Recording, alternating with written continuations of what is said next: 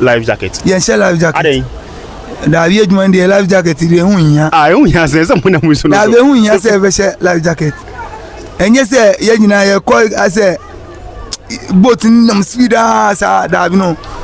Matthias you ba say life jacket dey just we for safety first just wear it. Ye no me pujare. Wonu mo pujare. Enti life jacket de hu nya. Be say me start business we a hina be say me to kanu ni bia hina metim da sheka nu any machine na ya omo de pump we no.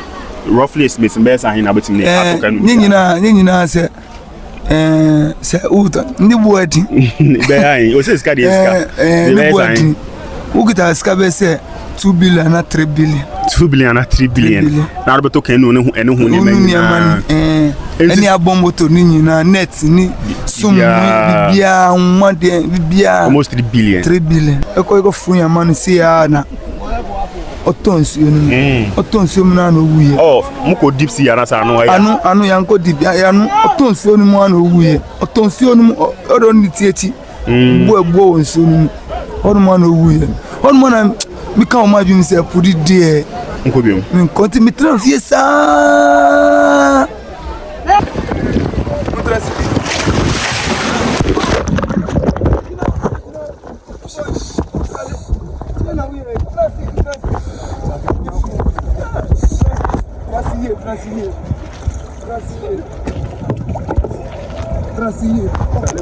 Yo man, people are the great. Charlie, you see the video where I show am first. And Charlie last week near Bahanka card down to Sunum. But nyamia do me bia koyi. Nti esamba had this week. Esamba to am come on so.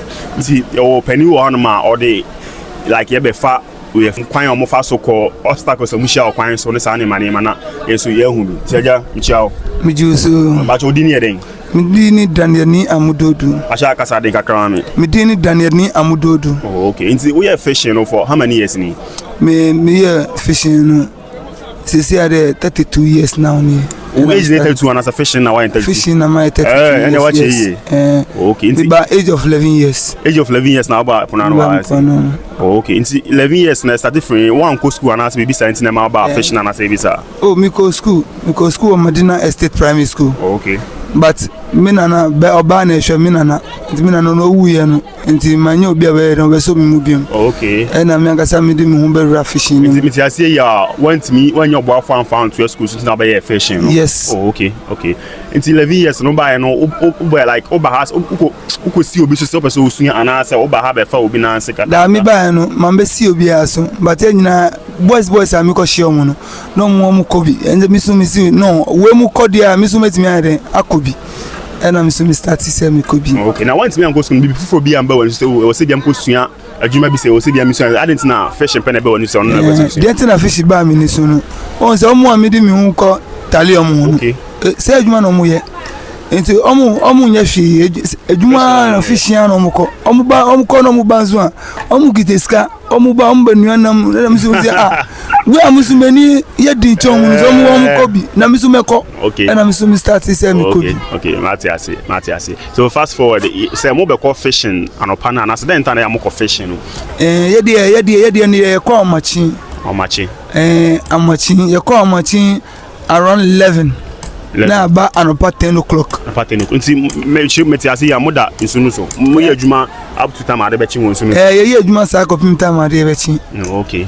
All right. Nti say mo ko fishing na mo particular point a mo ko say wo ko this side how do benya fish and as ko hanu how do benya fish and yes ye wo season a ye frɛ hanu anai na ye frɛ hanu boka. Okay. Nti say season we ye we season we there say season we hanu no anai no nam wo nti na ye ko no fisherman bia on season o de nya ni nam baby o nya nam no free.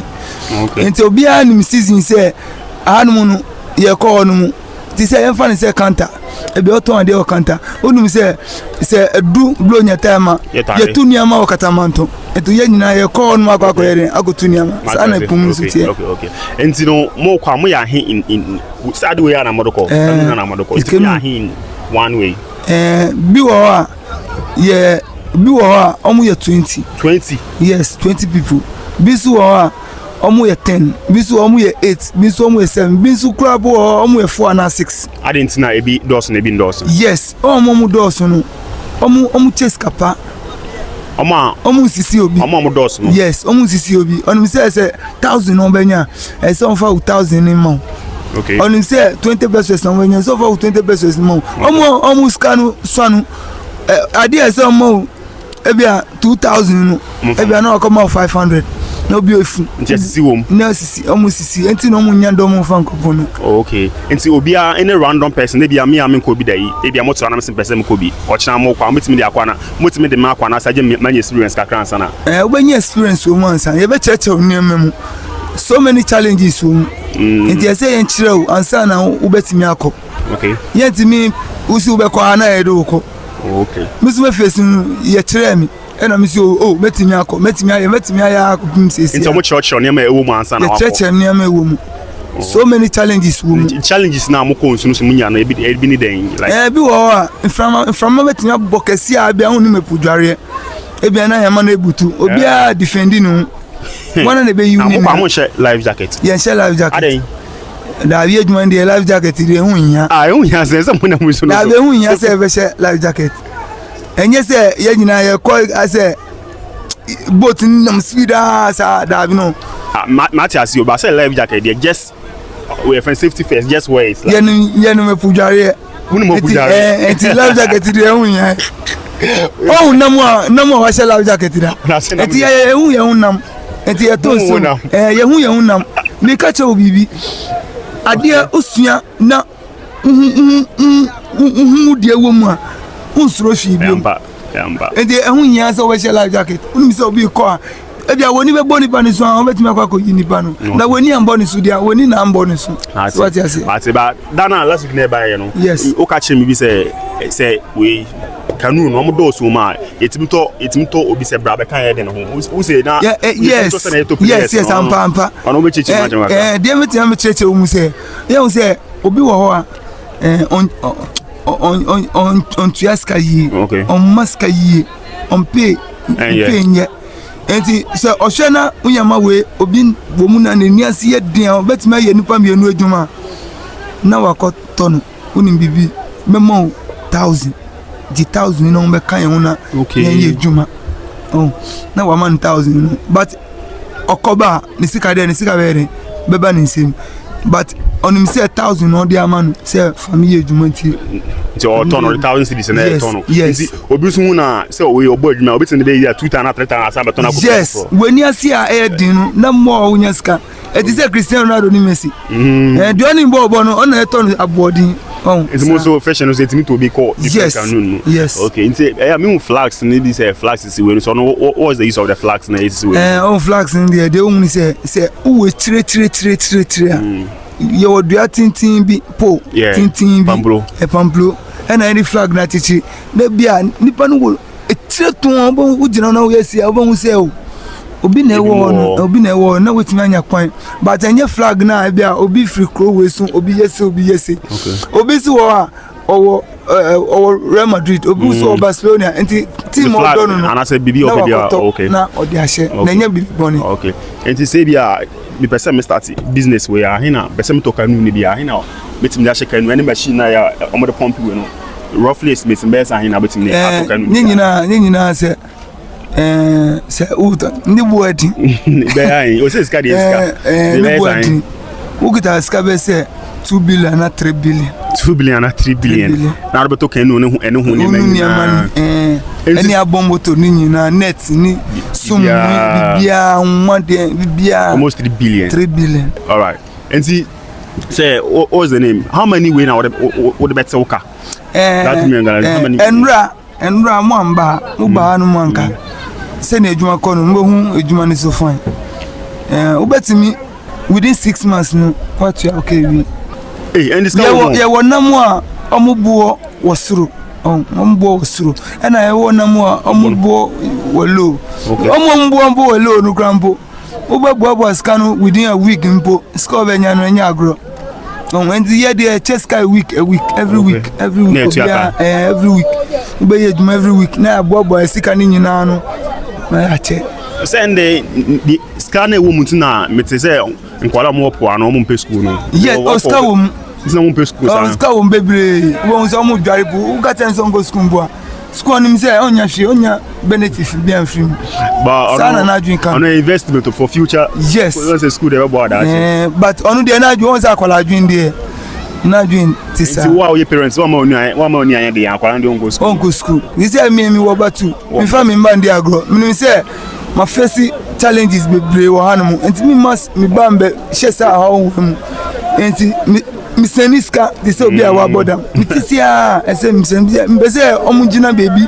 Na me suna mintimi nye ma no mutu ma hwe. Mindset ni great. All right.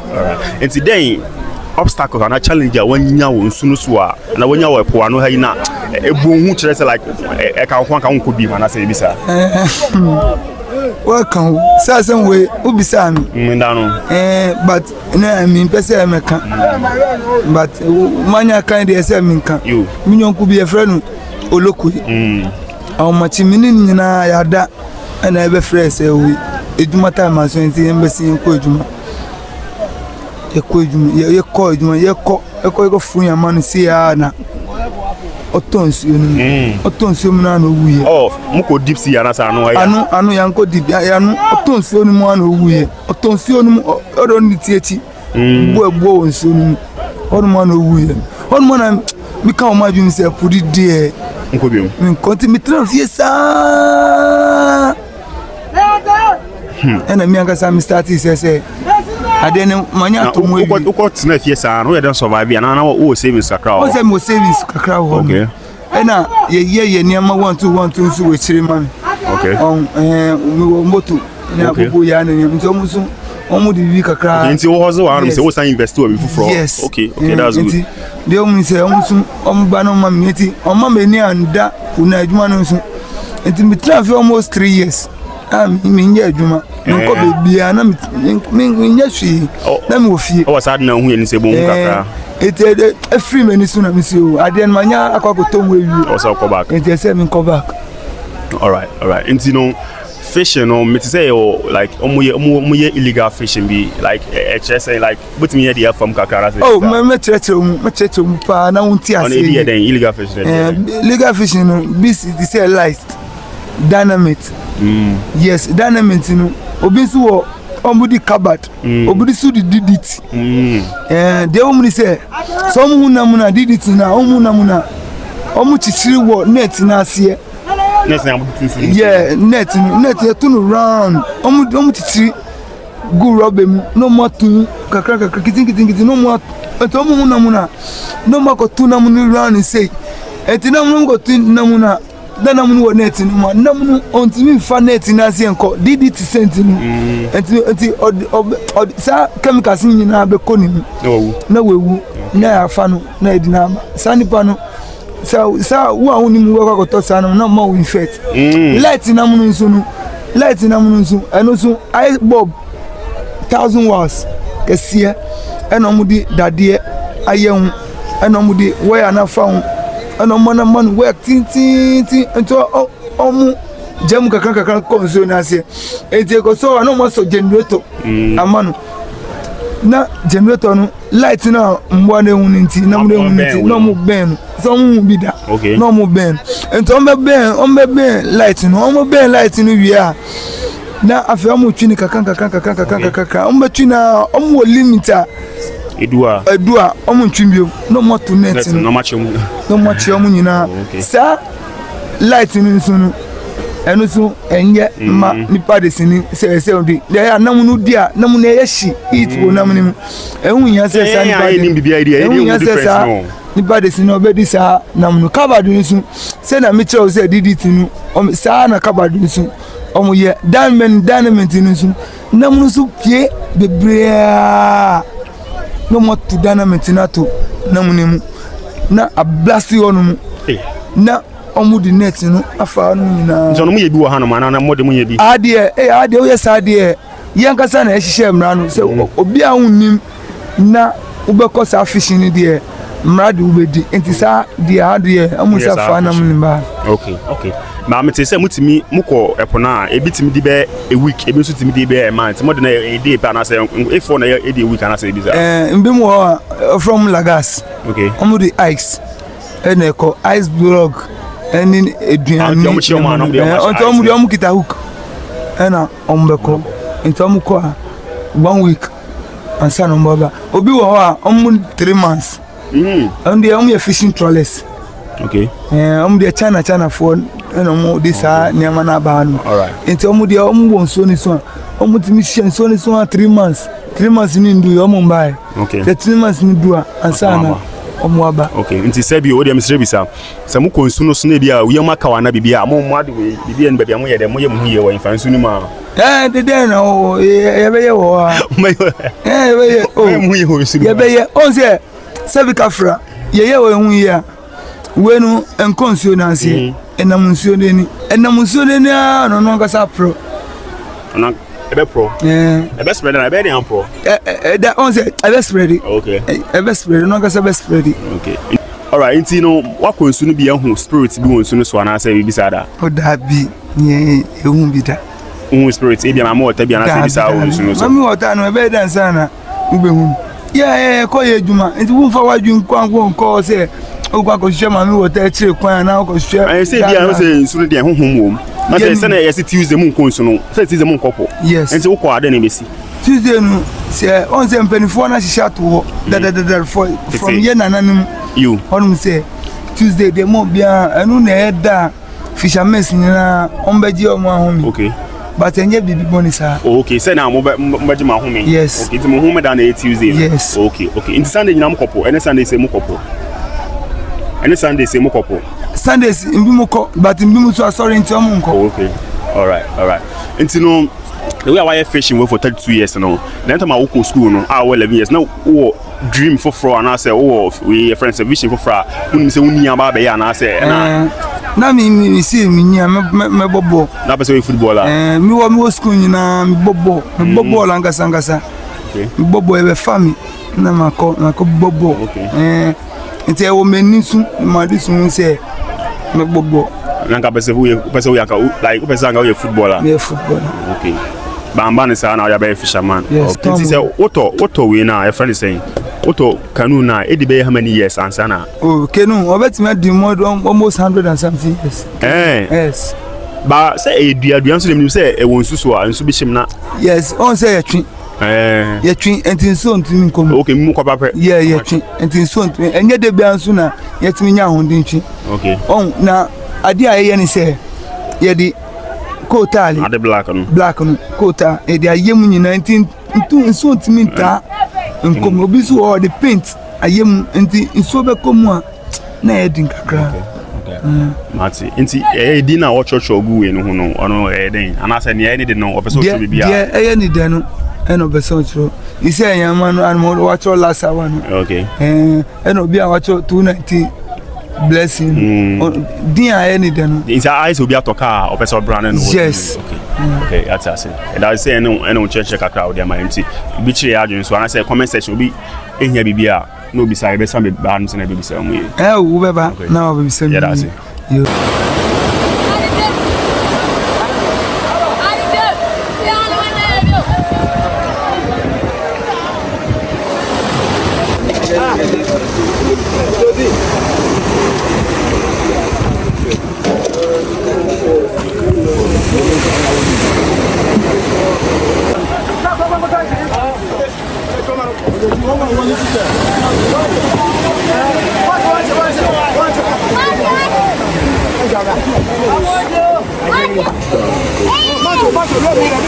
no to bele aba wa to na alo ko be na si aton kwa kwa no mo se